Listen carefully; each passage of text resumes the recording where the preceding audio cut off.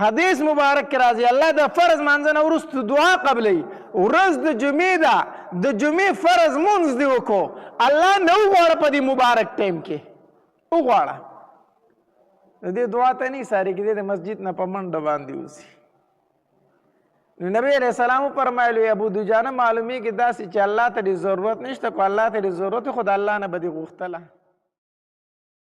بیانات په هر جمعه باندې اورو په قبرستان کې اورو په ختمونو جلسو جلوسونو کې اورو خو دومره په غفلت سره ناسته کو چې فتح راتم نه لګي چې دې سړي څه وویلو وجه دا ده چې مونږ ورته د مخکې نه ځان داسې تیار کړی چې زه پې عمل نه کوم نو بیانات ډیر دي خبرې ډیرې دي اورېدل ډیر دي خو کوم اصل مقصد چې د هغه عمل کول دی عمل نشته دی عمل نشته دی فرق په مونږ کې او په صحابه کرامو کې هم دغه دی مونږ هم انسانان یو صحابه کرام هم انسانان وو الله تبارک وتعالی غي ته لوړې درجې لوړ مقام لوړې مرتبه ورکړي وجه دا ده چې هغې د نبي علیه الصلاة وسلام د خولې نه چې خبره راوتې ده او هغې اورېدلې عمل یې پې فورا کړی دی مونږ اورو ډېر خو عمل نه کوو هغې صرف د اورېدو په انتظار باندې وو چې د نبی علیه الصلاة وسلام د مبارکې خولې نه به کومه خبره راوځي چې مونږ پې فورا عمل وکړو هغې انتظار د اورېدو کوو مونږ انتظار د دې کوو چې یاره الله دې توفیق راکړي چې عمل پې وکړو نو اورو ډېرې خو عمل نشته دی او صحابه کرامو به چې خبره اورېدله نو فورا به عمل ته راوستله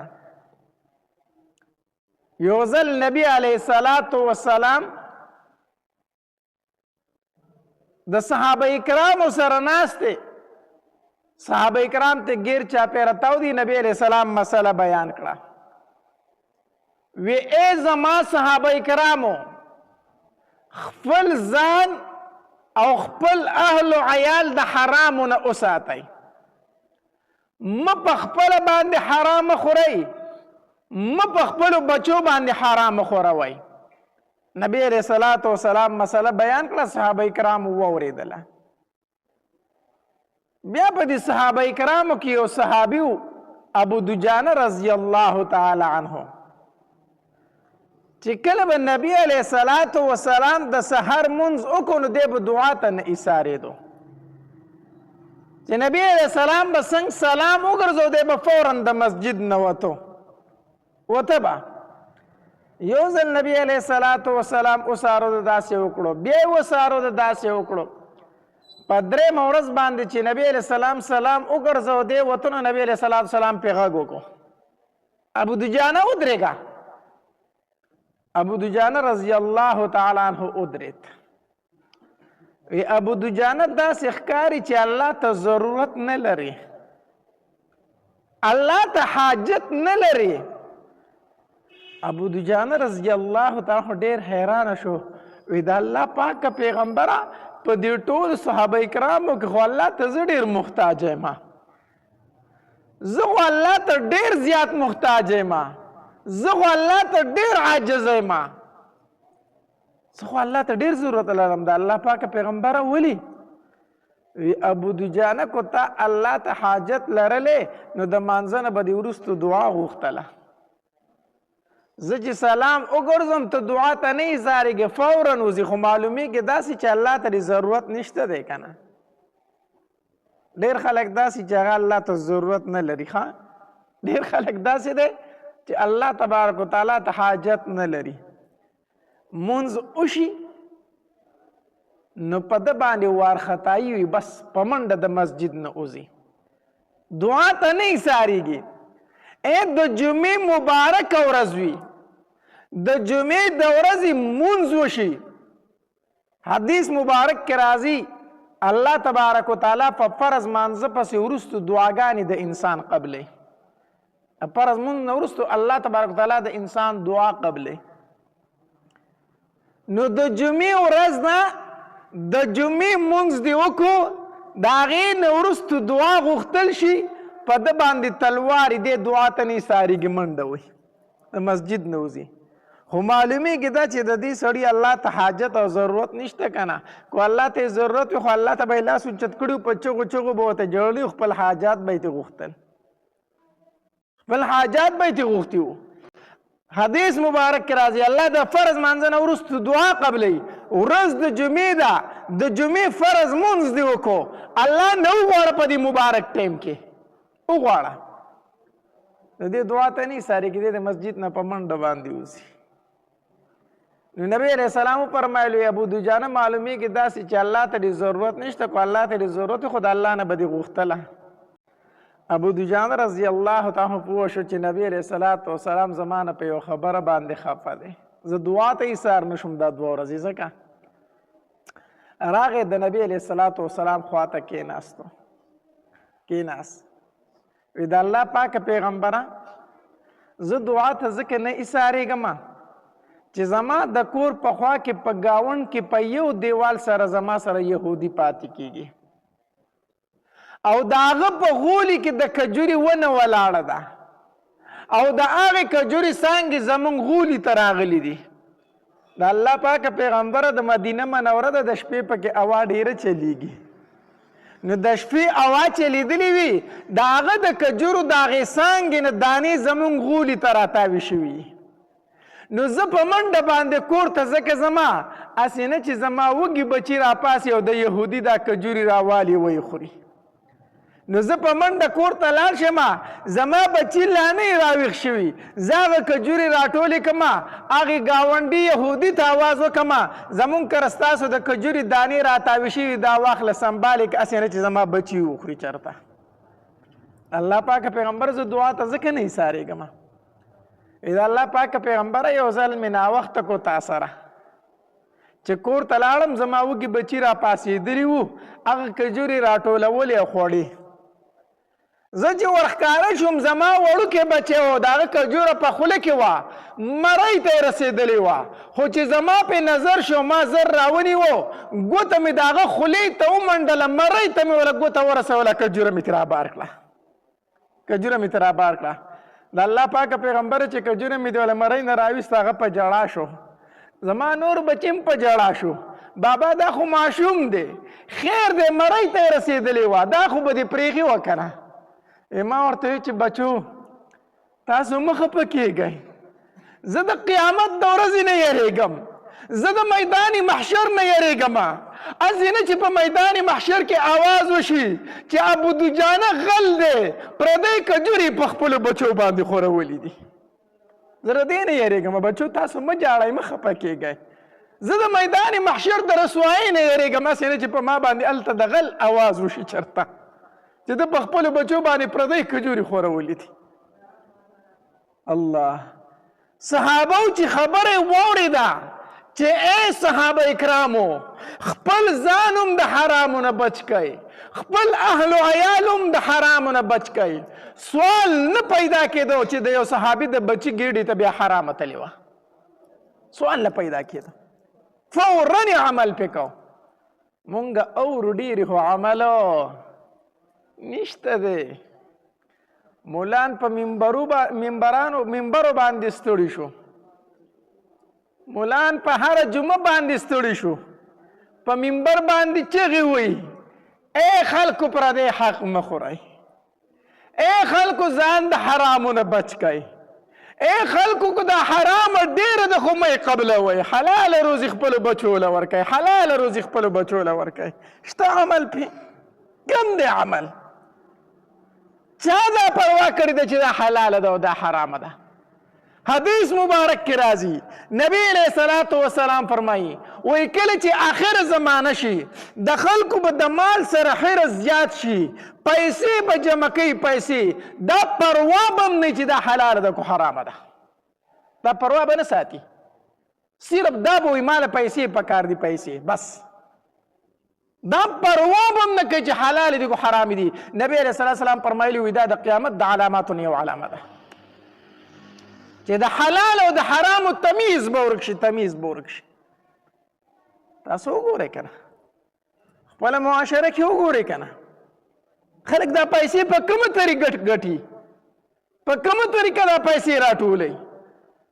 د حلال او د حرامو تمیز پاتې شوی دی. څه کوي دا خلکو؟ سما به دې قبر له لاړ شي، دا خوله به دې په دې خاورو باندې ډکه شي، دا خېټه به دې په دې قبر په خاورو ډکه شي. دا کومه ګېډه چې د حرامو نه ډکه کړې ده، د ځمکې دا چینجي پکې به ګرځي، دا شونډې به دې چینجي وخوري، دا جبه به دې چینجي وخوري. ولې چینجوله په حرامو باندې زیاتی؟ عمل نشته دی، اورېدل ډېر دی خو عمل نشته دی. صحابه کرامو چې خبره واورېده خبره بیا یې فورا عمل ته راوستې ده، فورا. د کربلا واقعه چې په کوم وخت کې کېده، په دغه وخت کې حکومت د یزید و، او دا یزید زوی د معاویه رضی الله تعالی عنه دی، او معاویه رضی الله تعالی عنه د لوی شان صحابي دی، کاتب الوحی دی. په نبی علیه الصلاة والسلام باندې چې به وحی نازلېدله، نو د دې قرآن د دې وحی لیکونکي څه صحابه کرام مقرر کړی شو. په هغې صحابه کرامو کې یو معاویه رضی الله تعالی عنه هم و چې ده به دا قرآن لیکو، وحی به یې لیکله. اگر چې پلار یې صحابي و، خو دا زوی یې داسې صحیح سړی نه و. زه په هغې خلکو باندې تعجب کومه چې هغوی د حسین رضی الله تعالی عنه په مقابله کې د یزید فضایل بیانوي.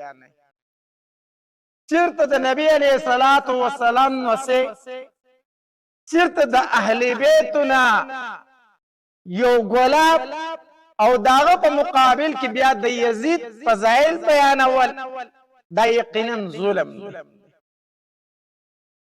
نو په دغه وخت کې د یزید حکومت و، او دا حکومت په زور باندې اغسته و، او ظلم به په هر چا کو، هر سړی به راته بیعت په سره کو د یې د وجې نه، چا به بیعت نه کو وجې به. نو خلک په دې مجبوره کړو چې راشئ ما بادشاه تسلیم کړئ او زما سره بیعت وکړئ. نمبر د حسین رضی الله تعالی عنہ راغی، هغه پسې سوال جواب ولیکل. حسین ته ووایه چې راشي او د یزید په لاس باندې بیعت وکړي او د خپل امیر تسلیم کړي، خپل بادشاهي تسلیم. حسین رضی الله تعالی عنہ د بیعت نه انکار وکړو، او دا انکار یې ولې کوو؟ دا بیعت څه ګران کار نه و. حسین رضی الله تعالی عنہ فرمایلي دا بیعت څه ګران نه دی، زه به د یزید سره وکړم بیعت. و یزید هغه شریعت مات کړی، هغه قانون یې مات کړی دی، کم قانون او کم شریعت چې زما په بابا باندې نازل شوی، کم چې زمونږ په خاندان او زمونږ په کور کې راغلی دی، هغه شریعت ده نافذ کړی. نو که دغه شریعت دغه قانون د نافذ کو، نو زه به د یزید په لاس باندې بیعت وکړم، زه به غلام شمه. خو ده هغه قانون مات کړی دی، هغه کم څیزونه چې زما په پیغمبر باندې حرام شوي وو، کم څیزونه چې زما پیغمبر حرام ګرځولي وو، هغه ده په خپل قانون کې حلال ګرځولي دي. زما د بابا په شریعت کې شراب حرام وو، د په خپل قانون کې شراب حلال ګرځولي. زما د بابا په قانون کې زنا نه وه، د په حکومت کې زنا کی. زما د بابا په قانون کې ظلم نه و، د په حکومت کې ظلم کی. دې وجې نه زه د یزید سره بیعت کولو ته تیار نه یم. نو دا جنگ شوی په څه باندې دی؟ دې باندې لږ سوچ وکړه. جنگ شوی په دې باندې دی چې حسین رضی الله تعالی فرمایي زه هغه قانون ته نه یم تیار کوم، قانون چې د قرآن او د حدیث خلاف. هغه قانون نه منم. شوی جنگ په دې دی، فلسفه د کربلا دا ده چې حسین رضی الله تعالی فرمایلی هغه قانون نه منم کوم قانون چې د الله د قانون نه بغاوت. مونږه په دې باندې نه سنیانو سوچ کړی دی او نه په شیعاګانو سوچ کړی دی. شیعاګان خو چې 10 محرم شروع شي تورې جامې واغونده او بس ځان ته څپېړه ونیسه او ماتم کوه او هله هله هله بس دغه کوه. کربلا د واقع نه موږ ته دا پاتې شوي دي چې کله د محرم میاشت شروع شي ته جړاګانې کوه، ویرونه کوه، تورې جامې واغونده او سینه ډبوه. دا د کربلا د واقع نه موږ ته پاتې شوي دي، دا یې موږ ته ښودلي دي. یا سنیان به څه وکړي د محرم په میاشت کې منګي به راوالي او قبرستان ته به ځي او په قبرونو به اوبه اچوي، په قبرونو باندې اوبه اچوه. دا د کربلا واقعي تا ته پرېښي دي. یا اوبه تقسیموه او دیګونه پخوه، دا د کربلا واقعي سبق دی. عجیبه خلک یو ښه منګی راواله او په قبر باندې اوبه واړولې که دا پرې ولې اړئ؟ ځکه چې په کربلا کې زمونږ امامان تږي شهیدان شوي وو. په کربلا کې زمونږ امامان تږي شهیدان شوي وو، نو موږ ځکه په قبرونو باندې وباړو. امامان په کربلا کې تږي شهیدان شوي دي او ته دلته د بنیر په مقبرو کې په قبرونو وباړئ. نو یو خو دا خبره چې دا اوبه هغوی ته رسي. سوچ پکار دی، لږ فکر خو پکار دی که نه. تا په خپل قبر اوبه واړولې نسي چلو شو، دا هغې ته ورسېږي یا دا اوبه دې ملک ته ښکته رسي. بس جام راواله په یو قبر ته اړوه په بل ته اړوه. دا ولې؟ کربلا کې امامان تږي شهیدان شي. دا جهالت دی، جهالت. دې د شریعت سره هېڅ تعلق نشته، تر ځان نه جوړې شوي خبرې. د کربلا واقع موږ ته دا سبق نه دی پرېښی چې سینې ډبوه او تورې جامې واغونده. د کربلا واقع موږ ته دا سبق نه دی پرېښی چې په قبرونو باندې اوبه اړوه او ښځې پکې کورونو کې کیرونه پخوي او چاولې پخوي. دا موږ ته پرېښي نه.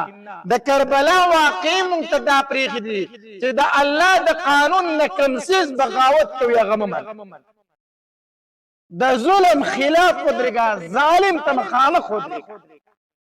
دا موږ ته د کربلا د واقع نه معلومیږي.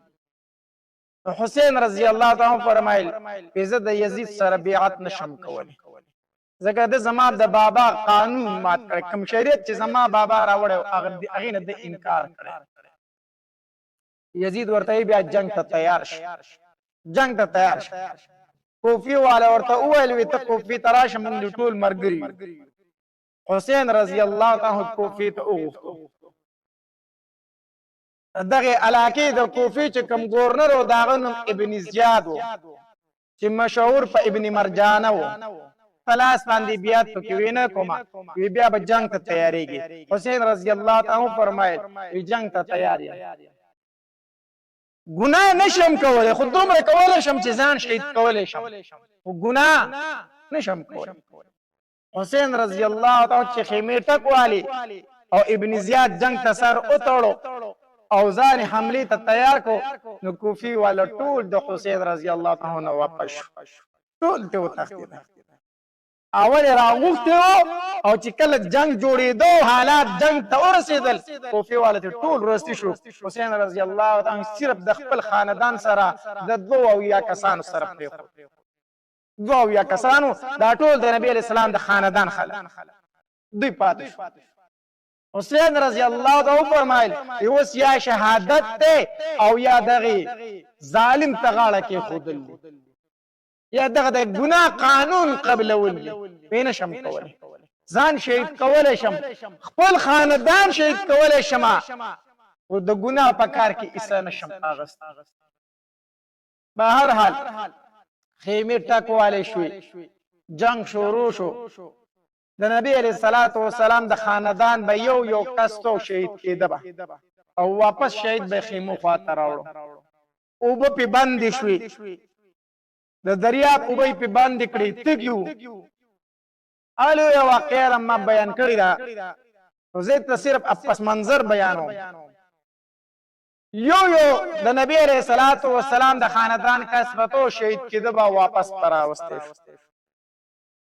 په دغه ورځ کې د شاه قاسم کویدن شوی او واده نو شوی او حسین رضی الله تعالی عنہ قتل چې دا د نبی علیہ السلام چې څومره خاندان دی دا به ټول شهید کیږي او د شاه قاسم کویدن شوی واده نه دی شوی. نو راشه د مرګ نه د شهادت نور لمخ کې مخ کې دا واده وکړه. اوس ګوره خیمې ټکوالی شوي دي او مخې ته د نبي علیه الصلاة والسلام د خاندان شهیدان پراته دي، د هغوی کټ شوي سرونه پراته دي. او حسین رضی الله تعالی فرمایل چې دا واده کول هم سنت دي، راځئ چې دا سنت په دې ټیم کې ژوندي کړو، راځئ چې دا په دې ټیم کې ژوندي کړو. نو شاه قاسم په یو خیمه کې او کور والی په بله خیمه کې ده او واده وشو، خپلې د ده خیمې ته راوسته او چې راوستنو ناویانو له خلک نکریز ږدي که نه. نو حسین رضی الله تعالی وفرمایل چې د نبي صلوات والسلام د خاندان چې کومې وینې دي د شهیدانو چې کومې وینې دي دا ورته په منګولو باندې ولګوي. نکریز خو دلته نشته، خو د جنګ میدان دی، نکریز شته دی نه. وی د شهیدانو وینې دي خو لاس ورکول غواړي، نو وی د ناوې لاسونه په وینو باندې سره کړي. د شاه قاسم د ناوې لاسونه د نبی علیه الصلاة والسلام د خاندان په وینو باندې سره کړی شو او شاه قاسم له ناوې راوسته. لومبۍ شپه ده، شاه قاسم د خپلې ناوې سره دی په خیمه کې، د بار نه ورته اواز وشو وی شاه قاسم د جنګ خو ستا نمبر دی، یو تن وځي او شهید کیږي، خو ستا نمبر دی جنګ ته د وتلو. شاه قاسم اسلحه واچوله، دک شانتی بیوی پرېښوده، بیبي ورسره سلام یې وکړو، په ژړا شوه، ورته رخصت او چې شاه قاسم لاړ جنګېده لږ ټایم تېر نه چې د هغه کټ شوی سر د هغه خیمې مخې ته کېښودی شو. ناوې راوړه د خپل خاوند هغه کټ شوی سر یې راواغسته په لاسونو کې ونیو. دومره ظلم شوی، دومره حد درجې ظلم شوی. په دې کې د علي اکبر نمبر راغی، आवाज ورته وشو، حسین رضی الله تعالی ورته आवाज وکړ علي اکبر ستا نمبر دی د جنگ. علماء لیکلي دي وی علي اکبر ته الله تبارک وتعالی ډیر عجیب حسن ورکړی، انتهایی حسن ورته ورکړی و. د جنگ چې کوم میدان و پای کې به ټول خلک د ده د حسن په تماشه باندې. علي اکبر اسلحه واچوله، توره راواغسته او میدان ته ووتو، جنګېدو حتی در دې پورې چې د علي اکبر نم هغې ظالمانو سر ووت. هغه ښایسته حسن، هغه کټ شوي سر، هغه راوړی شو د نبي علیه الصلاة والسلام د خاندان د خیمو مخې ته کېښود. د حسین رضی الله تعالی نمبر راغی لسم محرم او اوس د حسین رضی الله تعالی د جنگ نمبر دی، اخر کې دی پاتې شو. چې کله دې جنگ ته روانېدو د یوې خیمې نه ورته اواز وشو وی حسین ته خو جنگ ته وځې، خو یو ماشوم پیدا شوی هغه ته احزان کول غواړي. خیمه کې یو ماشوم پیدا شوی بانګ ورته ویل غواړي. نو حسین رضی الله تعالی راولې ما ته چې زه ورته اذان وکړم. نو حسین رضی الله تعالی ماشوم راوړل چې هغه په خپل لاس کې داسې واغس او اذان ورته شروع کو. نو چې اذان یې کو په دې دوران کې یو غش راغی، د ماشوم په مړی په یو طرف ولګېد او بل طرف د هغه په غېږه کې هغه ماشوم شهید شو. د مړی نه د وینو داسې دارې شروع کړې. نو حسین رضی الله تعالی ماشوم داسې کېښودو او د هغه د هغې وینو نیله پر ډکه کړه، داسې اسمان ته وچانګلې، اسمان ته وچانګلې او د سترګو نه اوښکې وبهېدې. وی الله د نبي علیه الصلاة والسلام د خاندان هغه آخري ماشوم چې نن پیدا شو هغه مې ستا په نوم باندې قربان کړو، الله هغه من قربان شو. الله ای د قدرت مالکه، ای د کائنات مالکه، وګوره غیرت هم شهید، هغه ماشوم شهید شو. او حسین رضی الله تعالی په خپل تور راواغسته میدان ته ووت جنګ کوي. چې کله دې پرې کافرو دي تورو په منځ کې راګیر شو که نه، نو خورې تماشه کوله زینب رضی الله تعالی عنها، دې تماشه کوله د خیمې په یو چوت کې دې تماشه کوله چې زما ورور جنګ ته وتی دی. نو چې کله دی د تورو په دې منځ کې راګیر شو دا کافر پې تاو شو نو دا ناڅاپي د خیمې نه وارخطا راووته او چغه یې وواله چې چغه یې وواله او د حسین رضی الله عنه په خور نظر شو نو د هغې تورو نه یې د کافرونو په چل چل کې ځان راویست او چې راغی زینب رضی الله عنها ته یې ځان راورساو راورساو د الله سه یې ونیوه او خیمې ته یې راوسته او تقریر یې ورته شروع کړو وی خور یوه خبره زما واوره کو ته په خپل اختیار باندې نامحرم سړی ولیدې او په تا باندې د پردي سړي نظر پرېوته او دا ستا په اختیار کې نو الله ته به ته جواب ورکوې زه ذموار نه یم ترې خیمې نه ولې بهر ته راوت ځکه علماو لیکلي دي وایي زینب رضی الله تعالی ته الله عجیبه حسن ورکړی دا د حسین رضی الله تعالی خور ده علي رضی الله تعالی لور ده وایي په دې باندې عجیبه حسن پروت عجیبه حسن په پروت نو حسین رضی الله تعالی ته فرمایل وی خوري کو د نامحرم نظر در باندې پریوتو او د ستا په اختیار کې وا نو په ورځ د آخرت خپل جواب په خپل ورکړي دې حالت ته وګورئ ښا کربلا د واقعي نه موږ ته څه معلومي دې حالت ته وګوره د نبی علیه الصلاة والسلام د خاندان سرونه پراته دي په مړو باندې په شهیدانو باندې جړا کوونکي صرف یو زینب پاتې شوې ده حسین رضی الله تعالی د کافرو په منځ کې ګیر دی خو بیا ورته حسین رضی الله تعالی فرمایي خوري پرده وکړه بې پرده راته نشي ګورئ نن مونږ چې کوم ماتمونه کوو نو زنانه به تورې کپړې اچولي او تیز میک اپ پې کړی او تنګې ترشي جامې به یې اغوستې او دا به روانه یي او سینه به ډبوي او زه ماتم کوم تورې جامې به یې اغوستې او ورسره میک اپ پې کړی ښه تیز او داسې کوي ماتم کوي کربلا واقع مونږ ته دا پرېښي کربلا واقع نه مونږ ته دا سبق میراو شوی دی زینب رضی الله تعالی بیا خپل خیمې ته تللی د خو بار ته نه ده راوتلې حتی در دې پورې چې د حسین رضی الله تعالی عنه هم شهید شو او چې کله دی شهید شو الله بعض علماو لیکلي دي دومره ظالمانو چې د حسین رضی الله تعالی عنه اثر وي په یو مزي کې واچو او د زین العابدین غاړې ته ور واچو او داسې روان کړي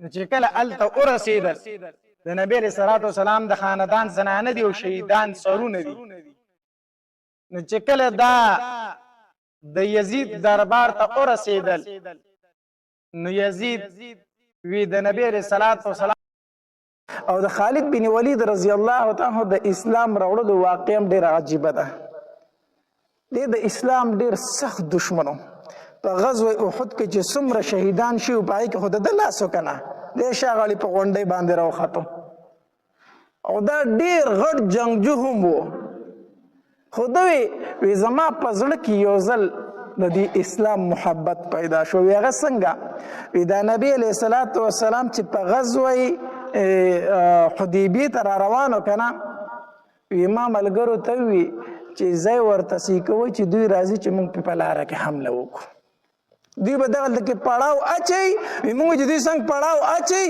موږ به غیر چاپېره ناست وي موږ به ناڅاپي حمله وکړو وی موږ ناست وو هغې ځای ته وی ناڅاپي نبي علیه السلام لاره بدل کړه هغې ځای ته اړو رانغې حالانکې څومره قافلې چې به راتلې دغې ځای ته به راتلې او نبی علیه السلام هغه لار پرېښوده به بل طرف لاړو ما دې ملګرو ته وایي چېرې دا سړی خو ډېر څه عجیبه غونته سړی دی مونږ ورته دلته کېناستو او ډارې کې لاره بدل کړه ما ورته چې خیر دی بل یو ټایم را روان دی هغه ټایم کې دوی مونځ د سره هم نه پرېږدي چې هغې ته صلات وسطی ویلی شي د مازدیګر مونځ د مازدیګر مونځ دوی د سره نه پرېږدي ځکه حدیث مبارک کې راځي وایي چې د مازدیګر مونځ نه قضا شو نو اهل و عیال ټول د هلاک شو نو دوی د مازدیګر مونځ نه پرېږدي بلکل نه پرېږدي نو چې دوی په مانځه ودرېږي که نه مونږ به پرې حمله وکړو موږ په دې کې ناستو چې د مازدیګر مونځ ټایم شو نبی علیه السلام صلات الخوف وکړو صلات الخوف د صلات الخوف طریقه دا ده نیم ملګري په ځان پسې ودرول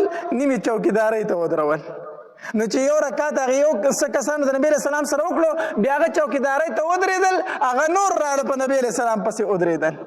په دې طریقه نبی علیه السلام مونځ کو او مې مونځ کو مې چوکیداري کوله که نه. ما دې کسانو ته وویل چې یقین په الله که په دې سړي سره خو هېڅ نه کېږي ده سره اوس غیبي غونته کې امداد دی. ده خو چې کوم ځای کې مونږ ورته کینو نو بس ده طریقه بدله کړي ده سره څه غیبي غونته کې امداد دی. وایي هغې ځای کې زما په دې زړه کې د اسلام لږه مینه پیدا شوله. بل چې کوم ځای طرف ته به غزا له لاړم د جنګ له لاړم که نه وی ښه د خپل قبیلې د طرفې به مې جنګ کو خو چې واپس په رالم په دې زړه کې به خفه مړه چې دا ته خپل ملګري وجنې خپل قبیله وجنې خپل خلک وجنې ته څه کوې څه په لاس راځي. خو به هر حال د خانداني غیرت و په هغې کې لګیا وم چې ډېر تنګ شوم که نه. ما دا اراده وکړه چې شام ته ځمه هلته به یا یهودي شمه یا به عیسایي شم. مسلمانېدی خو ځکه نه شمه چې د دې پیغمبر خلاف ما دا خو زما سخت دشمن دی نو زه به ځم د ده ته به هم چې په تا ایمان راوړم. جاهلیت غیرت که نه. په غزوه بدر کې زه د خلاف ولاړم په غزوه احد کې زه د خلاف ولاړم په غزوه خندق کې زه د خلاف ولاړم هر ځای کې ما ورسره جنګ کړی اوس به په ایمان راوړم. ما وی چې زما شام ته یا به یهودي شم او یا به څه شم عیسایي شم او د خپل مذهب خو راته بد ښکاري ځکه څه ګټو ته سجدې لګو دا موږ څه کوو که نه. دا مې اراده وکړه وی زما یو ورور دغه نوم ولید و هغه مسلمان و. نبی علیه السلام دی ولید ته وویل که ما دی ورور ته چېره دا خالد ډېر هوښیار سړی دی ډېر عقلمند سړی دی او د ده د عقل او هوښیارتوب لږې خو بل ځای کې لګي نو چې دا په اسلام کې ولګي د څومره به ښایي. ته ورته د اسلام دعوت ورکه ورور ته ولې وویلو که نه. وي دا ورور مې ما پسې خط راولېږو چې ما پسې خط راولېږو ما ته یې وي چې اسلام ته راشه. ما مې چې د ورور خط ولیدو ما ته یې وي چې نبي علیه السلام ستا صفت کړی دی لږ اسلام ته راشه. چې دا خبره مې واورېدې بیا په ځان نه پوهېدم چې نبي علیه السلام زما صفت کړی دی. نبی علیه السلام چې دا ډېر هوښیار سړی دی. ما اراده وکړه چې زه مدینې منورې ته خو ما ویل چې یوازې به څنګه ځمه نو ولاړم بل ملګری مې کته عثمان دغه صفوان ابن امیه دا د امیه زوی امیه ابن خلف په غزوه بدر کې چې مردار شوی دی. صفوان پسې لاړم ما ورته وی چې صفوان ما ورته وی ما ته وی چې هو ما چې په زړه کې مې یو خبره ده ما ته وی چې څه ما چې زه خو د دې پیغمبر نه ډېر متاثره یم ایمان پرې راوړم نو که تا پرې راوړم نو ښه خبره ده چې دواړه ملګري شو مدینې ته لاړ شو. زمونږ د قبیلې سړی دی زمونږ د خاندان سړی دی په ټوله دنیا به حکومت کوي نو موږ خو بې بد نه ښکارو که نه او هغه کومه خبره کوي ښې خبرې کوي. وی صفوان راته وویل که نه چې که دا ټوله دنیا پې ایمان راوړی یو دشمن یې پاتې شي نو هغه یو دشمن به یې زه یم. صفوان وی چې هغه یو دشمن به یې زه یم زه په دې ایمان نه راوړم. ما چې ټیک ده صحیح ده ولاړم عکرمه له دا مې هم دوست و د ابوجهل زوی. عکرمه ته مې وویل چې عکرمه یو کار نه کړو چې په دې پیغمبر باندې ایمان راوړو. عکرمه راته هم دا ټکی وي که ټول خلک په ایمان راوړي او اخري دشمني پاتې کېږي هغه به زه یم. بیا مې د عکرمه رضی الله هم ایمان راوړی په فتح مکه په ورځ باندې. بیا لاړم عثمان ابن طلحه لا ما ته چې عثمان یو خبره کوم په اړه کې مې خبر راوړي خو چې ته وراره څه جواب راکړې نو عثمان ابن طلحه وی چې وایي څه خبره ده. ما ورته وی چې دا پیغمبر نه دی محمد صلی الله علیه وسلم دی خو ډېرې ښکلې خبرې نه کوي دی وایي زنا مه کوئ نو ښه خبره کوي که نه کوي. دی وایي لورګانې مه وژنئ نو ښه خبره کوي که نه کوي. دی وایي د ګټو د لوټو سجدې مه کوئ نو ښه خبره کوي که نه کوي. وایي خپلولۍ مه پرې کوئ نو ښه خبره کوي که نه کوي. عثمان ابن طلحه راته وایي چې ویل څه غواړې خبره وکړه. ما ورته وایي چې یاره ایمان پرې نه راوړو وایي چې ما خو د بېګانې اراده کړې ده خو تا ته مې نه شو ویلی ما خو هم د بېګانې اراده کړې ده. ما ورته وایي چې زه ملګری مې پیدا شو. ما ورته وایي چې ځو وایي چې که یو ځای د مکې نه اوزونو خلک را باندې شکي کېږي یو مقام یې ورته وښود چې هلته راځه زه به م هلته وتیم ته ما ته وځه راځه. هلته لاړم عثمان ابن طلحه هلته موجود و.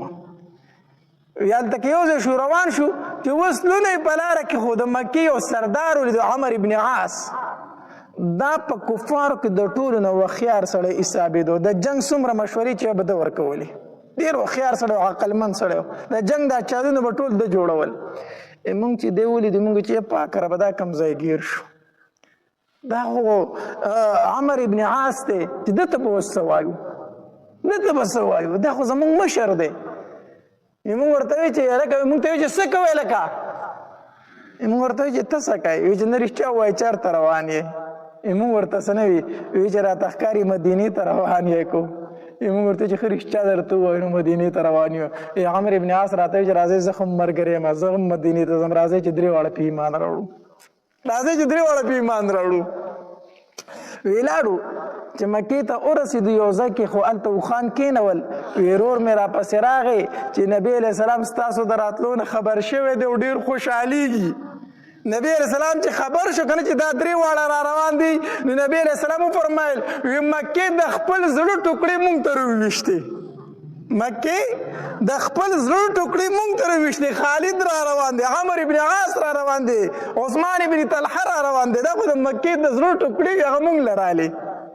نبی علیہ السلام ډېر خوشحالېږي. ورور مې راپسې راغی چې تلوار کوي. نبی علیہ السلام ستاسو په انتظار کې دی.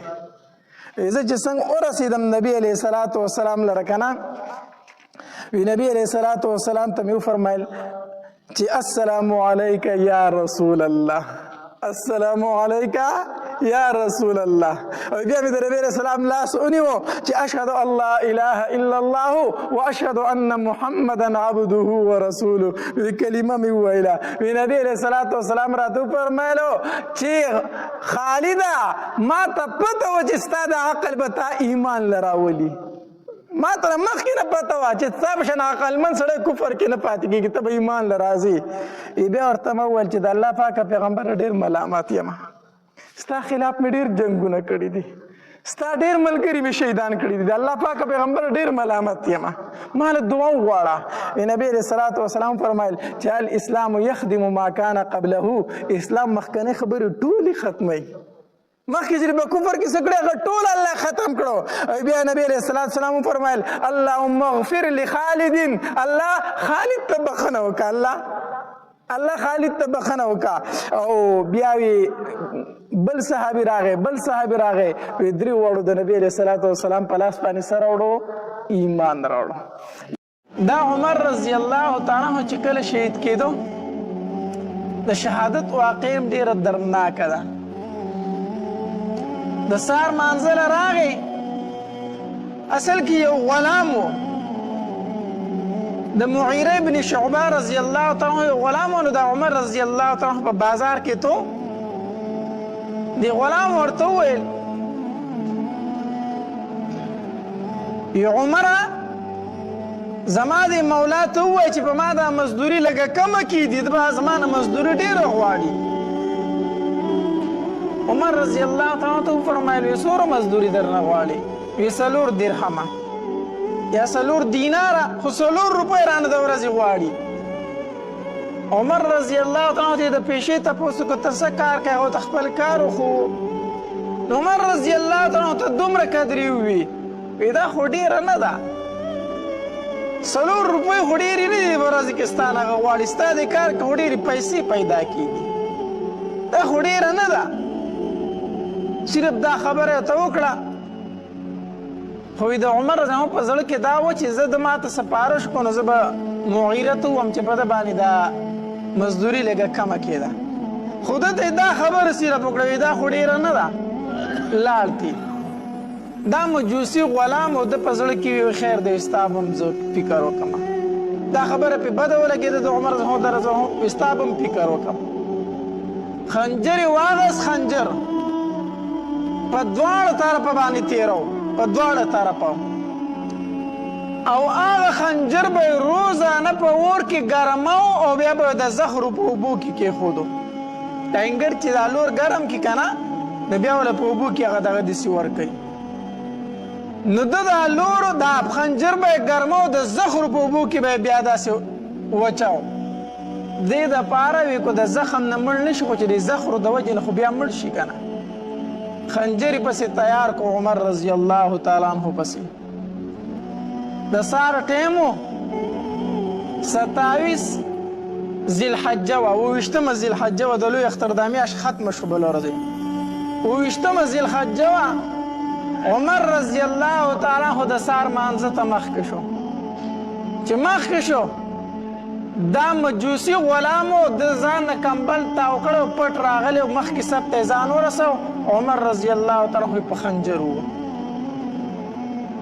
چې عمر رضی الله عنه په خنجر وو د نیت تړلی و د مانځه نه غلی رامخکې شو راشاته شو بل صحابي خپلې مصلې ته مخې کړو دا طریقه هم ده چې د امام موږ وایو په امام پسې مشران پوه خلک ودرېږي دا دې وجې نه نور څه نه خو که امام ته مخې ته په مانځه کې څه مسله راشي پوزه یې راماته شي یا نور څه مسله راشي نو دی به د مصلې نه شاته شي او ځان پسې به بل کس مخې ته کړي مصلې ته او مونځ به هغه پوره کوي دا طریقه ده عمر رضی الله تعالی عنه غلی د مصلې نه راشاته شو بل صحابي مخې ته کو مصلې ته خپلې ته نور څه یې ونه وي چغې مغې یې ونه والې صحابه غلام ورمنډه کړه غلام سره خنجرو په دې تلو تلو کې 14 صحابه په خنجر وواله 14 صحابه نورم شهیدان کړو بل یو وخیار صحابي و هغه سره غټ کوټ هغه په زر هغه ورتاو کو چې بل طریقه هو د گرفتارولو نشته خنجر چلی غټ کوټ هغه په زر ورتاو کو را پاړي پکې کو خود کوشش وکړو دی غلام چې ځان په خنجر وي نو صحابو زر لاسونه ونیول ځان یې وجې بیا هغه ول لاسونه ونیول ځکه چې تپوس دې وشي چې ته ولې راغلی یې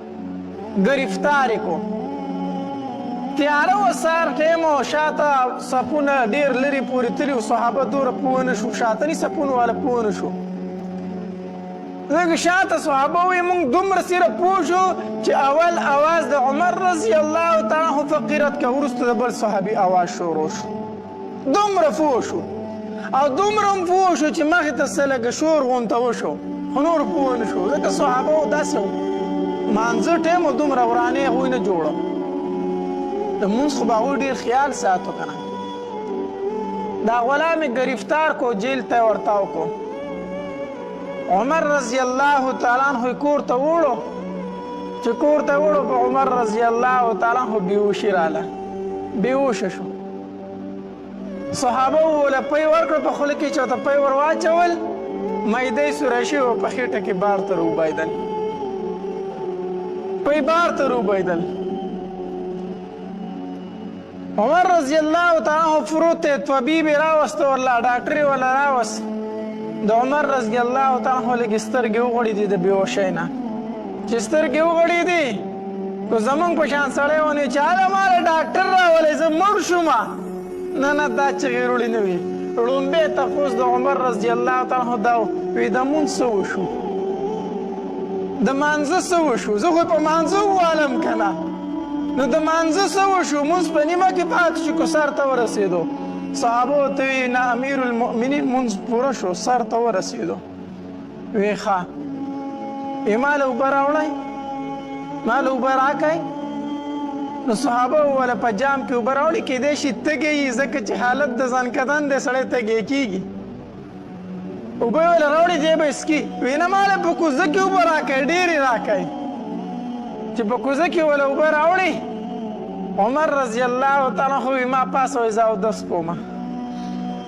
زه اودس کومه زوی ورته خواته ولاړ دی عبدالله بن عمر رضی الله تعالی عنه زوی ورته وی بابا په دې ټایم کې خو تا ته د تیمم اجازت شته نو تیمم ووهه که نه څه اودس پکې دوره تکلیف کوي عمر رضی الله ته وی عبدالله ما ته شریعت مه ښیه ستا نه په دې مسله زه ډېر ښه پوهیم زه د نبي علیه السلام سره ستا نه ډېر پاتې شوی یم ته مې زوی زه دې پلار یم ما ته دا مسله معلومه ده ما ته مسله مه ښیه خو راکئ اوبه زه اودس کولی شم اودس یې وکړو وی ما ته تکیه کېدی او مخ مې قبلې ته کوي زه مونځ کوم زما نه د سهار مونځ نیمه کې پاتې شوی دی د مونځ اهمیت وپېژنه ګورې ښه دا نه چې په سر مې دړي زه نن مونځ نشم کولی د مونځ اهمیت وپېژنئ وی ما ته تکیه کېده وایي زه مونځ کومه عبدالله بن عمر رضی الله تعالی ته بیا فرمایي وی بابا په اشاره مونځ وکړه، په دې حالت کې خو په اشاره باندې مونځ جایز دی. عمر هو ته بیا فرمایي وی ما ته مسله مه ښایه، په دې مسله باندې نبی علیه صلات وسلام روزي مبارکې ته یې لاس ونیو. وی ما د دې صاحب سره ستا ډېر وخت تېر کړی دی، زه په دې مسله ستا نه ډېر ښه پوهیم، ما ته تکیه کېده وی زه مونځ کوم. عمر رضی الله تعالی عنه مونځ وکړو.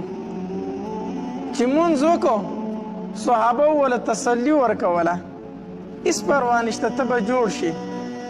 عمر رضی الله تعالی عنه فرمایل وی که تاسو ما له دې وجې نه تسلي راکوئ چې ته به د دې ګزار نه سم شي، زه سمېدو واله نه یم، زه شهید کېږم، زه مرم، ما ته پته ده، خو دا تپوس رارنه کوم چې زه والی چا یم. چا ووالم دا راته ووایئ. صحابه ورته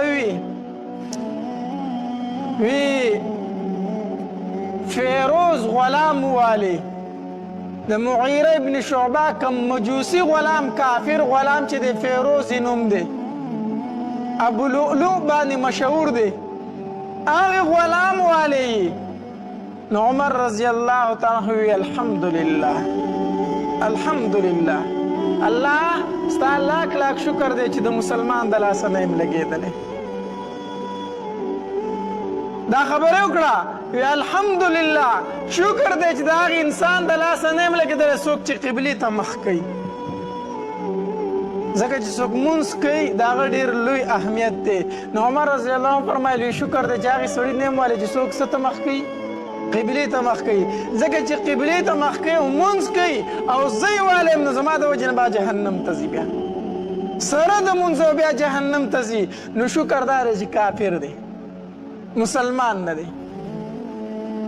صحابه ورته وی عمره فانسي کو. عمر ورته وی څنګه فانسي کوئ، زه ژوندی یم، زه خو څه مړ نه یم چې تاسو هغه فانسي کوئ، قصاص ترې نه اخلئ. او که یې مړ شومه نو هغه اختیار مې بیا وارثانو ته دی چې معاف کوي کو قصاص اخلي. په فلحال خو زه ژوندی یم، تاسو د هغه څنګه وجنئ، هله په جیل کې دی وي.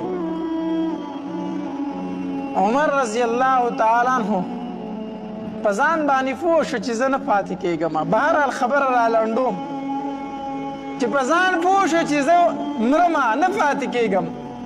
نو خپل زوی یې راوغوښتو عبدالله، وی عبدالله لاړ شه او زمونږ مور عایشه بیبي ته وایه چې د عمر د زړه دا ارمان دی چې د خپلو دوستانو سره په خوا کې وده شي او د هغوی سره په ګاونډ کې څملي. عایشې ته وایي ستا اجازت شته؟ ځکه نبي علیه الصلاة والسلام او ابوبکر صدیق رضی الله تعالی عنه دا د عایشې په کوټه کې دفن دي که نه، دا د هغې په کور کې دفن و. وی لاړ شه عایشې ته وایه چې د عمر د زړه ارمان دا دی چې هغه د خپلو دوستانو سره په ګاونډ کې وده کېده غواړي، که ستا ورته اجازت وي. خو امیر المؤمنین به ورته نه وایي، بلکې داسې به ورته وایي چې عمر وایي. عبدالله بن عمر رضی الله تعالی عنه چې راغی عایشې بیبي ته یې ور وټکاو. عایشه بیبي راله وی مورې زما بابا وی زه د خپلو دوستانو سره په ګاونډ کې څملاستل غواړم، ستا اجازت شته؟ عایشه بیبي په ژړا شوه، په ژړا شوه. وی دا ځای خو ما ځان نه منتخب کړی و، ما وی یو خوا مې به پلاري او بل خوا مې به خاونې او په خوا کې به ورسره زم یمه، دا خو ما ځان له د قبر دپاره منتخب کړی و، خو زه د ځان د پاسه عمر ته فضیلت ورکومه، زه دا فضیلت عمر ته ورکومه او خیر دی زه به د عامو مسلمانانو سره په مقبره کې دفن شمه، زما اجازت دی. عمر رضی الله تعالی عنہ بار بار ورته ګوري چې عبدالله به څه خبر واپس راوړي. ګور امیر المؤمنین دی، بادشاه دی، بیا هم اجازت غواړي د قبر دپاره. چې عبدالله واپس راغی په ور کې راننوتو، پلار ته وی بابا ستا د زړه ارمان پوره شو، زمونږ مور اجازت وکړو چې دفن یې کوي د نبي علیه السلام په ګاونډ کې.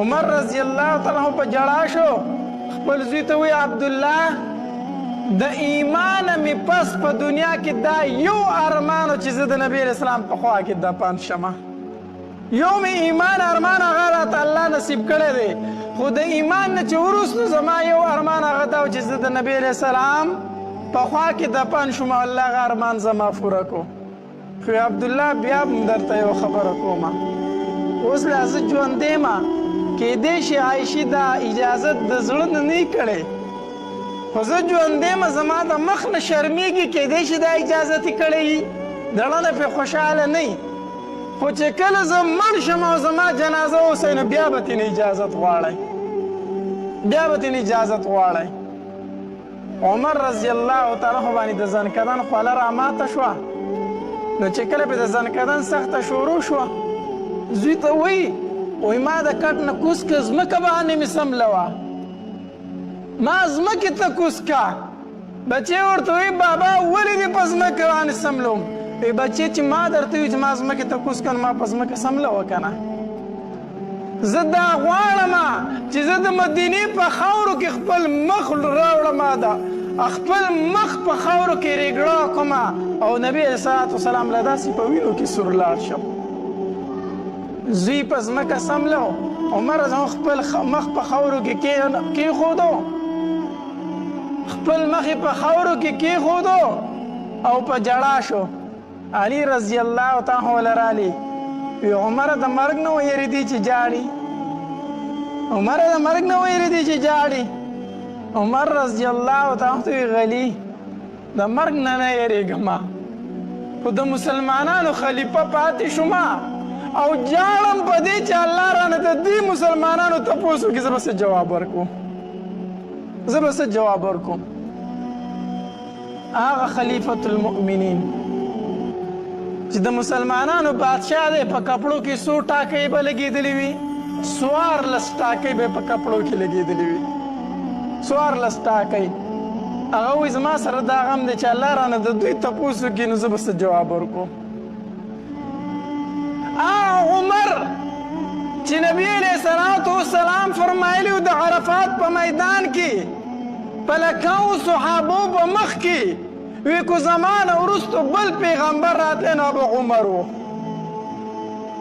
زمانه وروسته بل پیغمبر راتلی به څوک عمر و نبی علیه الصلاة والسلام ورته په ژوند باندې ځای ورکړو وی عمر ته جنتي او د قیامت په ورځ به موږ داسې پاسو چې یو ښی لاس مې به د ابوبکر کې وي ښی لاس به زما ابوبکر نیولی او چپ لاس به زما عمر نیولی په میدان محشر کې به موږ داسې ملګري پاسو دا یې ورته په ژوند دا خبرې کړې وي خو بیا هم عمر جاړي وایي زه به الله له څه جواب ورکوم بیا هم جاړي وایي زه به الله له څه جواب ورکوم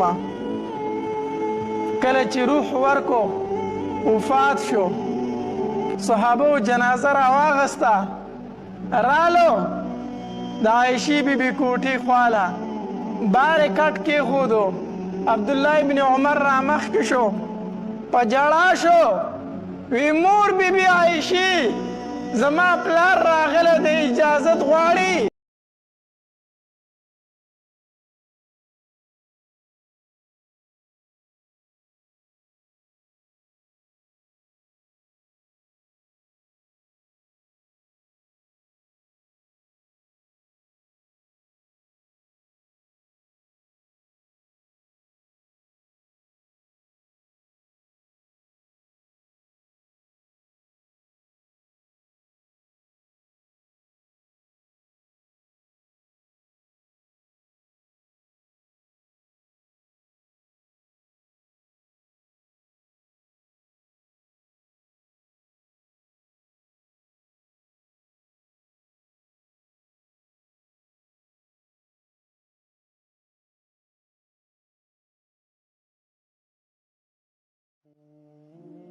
داسې ښایسته بیانات اورېدلو لپاره زموږ یوټیوب چینل واجد اسلامیک سټوډیو سبسکرایب کړئ په دې به تاسو ته انشاءالله العزیز ښایسته واقعګانې او بیانات میلاویږي او د غنټې د نشان سره کلک کړئ چې تاسو ته آینده نوې ویډیوګانې مخې ته راځي او د خپلو ملګرو سره لازم د ثواب په نیت باندې شریک کړئ. والسلام ډېره مننه.